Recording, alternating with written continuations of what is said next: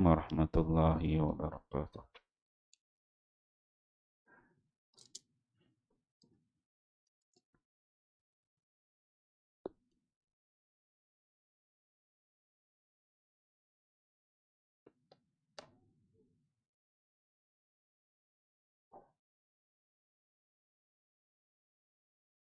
Bab dakwah dan tabligh, dakwah dan fadilatnya. Hadis ke-9. Anil Urs min Amirah. Anil Ursi bin Amirah radhiyallahu anhu qala. Qala Rasulullah sallallahu alaihi wasallam. Inna Allah la yu'adzibul 'ammah bi'amalil khasah. Hatta ta'malul khasah bi'amalin taqdirul 'ammah. An tughayyirahu wa la tughayyirhu. Fadzaka hina ya'dhanullahu fi halakil 'ammah wal khasah. Rawahu Tabrani wa rijaluhu thiqat Majma' Az-Zawaid.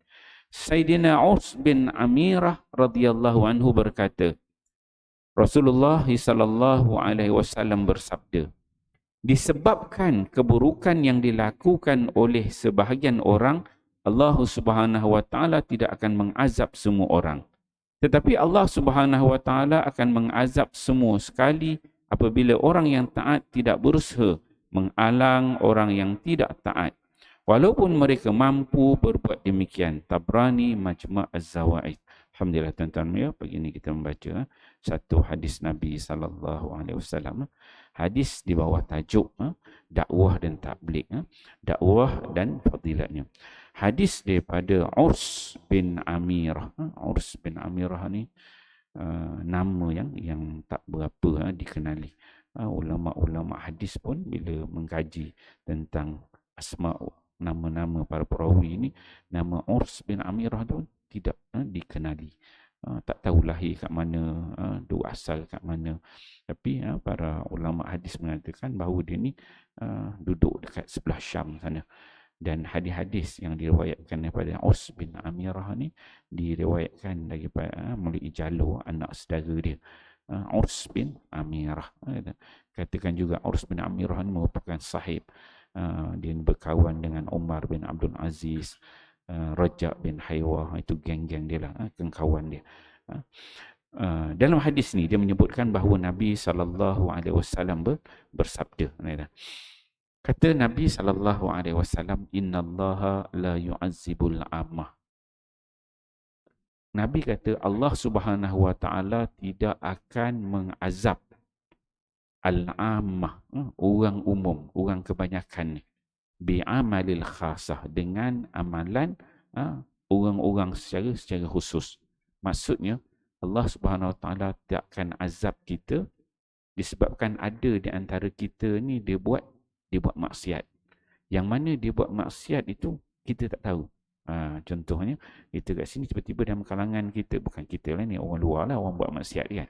Ataupun dekat dalam qaryah kita ni ada rumah sana ke rumah sini, kita tak tahu dia buat maksiat ke, bawa benda-benda yang tak baik ke apa, dia buat benda maksiat, dia dosa kepada Allah Subhanahu wa taala. Sedangkan kita tak tahu apa yang dia buat. Maka Allah Ta'ala dia takkan azab kita sebab kita tak tahu ya, dia buat maksiat. Itu dia kata innallaha la yu'azzibul ammah bi'amalil khasah. Allah Ta'ala takkan azab kita ni semua disebabkan ada segelintir daripada kita buat maksiat, buat dosa pada Allah, tinggalkan solat dan sebagainya, dan keadaan kita tak tahu pun benda tu berlaku. Okey, satu. Kemudian kata Nabi SAW, ya, yang kedua, hatta ta'malul khasah bi'amal, sehinggalah seorang ada yang melakukan, orang yang khusus melakukan benda-benda yang dilarang oleh Allah SWT, takdirul ammah an tughayyirahu wa la tughayyiru. Sini dia kata. Yang kedua ni, kata Nabi SAW, sehinggalah orang yang buat maksiat tu, orang yang buat salah, orang buat dosa itu diketahui oleh orang umum. Kita orang biasa dah tahu dah dia buat maksiat kan. Ditinggalkan salat, dia bawa perempuan masuk dalam rumah ke dan sebagainya, bukan mahram dia buat benda-benda maksiat. Kita tahu. Kita dah tahu benda-benda tu berlaku. Kemudian kata Nabi, dia kata antughayyirahu wa la tughayyiru. Yang mana bila kita secara umum kita dah tahu, tapi kita sepatutnya kita ubah. Tetapi kita tidak mengubah benda tu. Kita tak ingatkan dia, kita tak ajak dia salat berjemaah, kita biarkan maksiat tu berlaku. Kita dah tahu dah dalam rumah tu memang ada, dia ada buat maksiat, tapi kita biar, kita buat dono, kita tolong cover lain sama kan. Tu kan. Itu kata Nabi SAW, hatta ta'lamul khasah bi'amali taqdirul amma an tughayyirahu wala tughayyiru. Dia tak ubah, dia dah tahu tapi dia buat dono aja. Dia tak ajak orang solat berjemaah, dia tak ajak benda-benda kebaikan pada agama.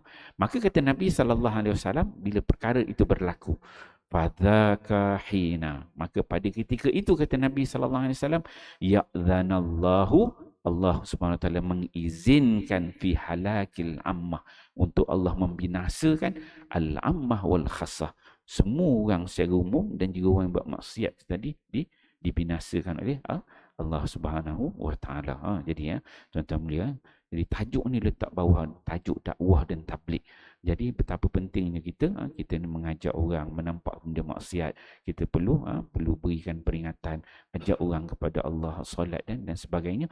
Yang mana kalau kita biarkan mereka ni dalam keadaan yang kita tahu, maka ketika itu kita semua akan dibinasakan oleh Allah. Tapi kalau kita tak tahu, dia buat satu-satu benda yang dilarang oleh Allah, maka Allah Subhanahu Wa Taala akan takkan salahkan kita di hari akhirat nanti, insya-Allah. Insya-Allah tuan-tuan mulia, hadis ni memang berada dalam kehidupan kita seharian. Kita fahami, amal dan sampaikan. Wallahu a'lam. Subhanakallah. Illal ladzina amanu wa salatu.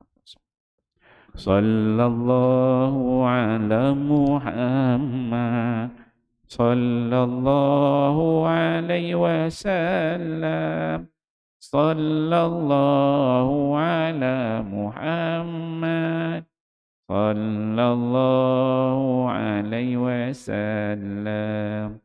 Ya Nabi salam alaika, ya Rasul salam alaika, ya Habib salam alaika, sallallahu alaika, sallallahu ala Muhammad, sallallahu wasallam, sallallahu ala Muhammad, sallallahu alaihi wasallam.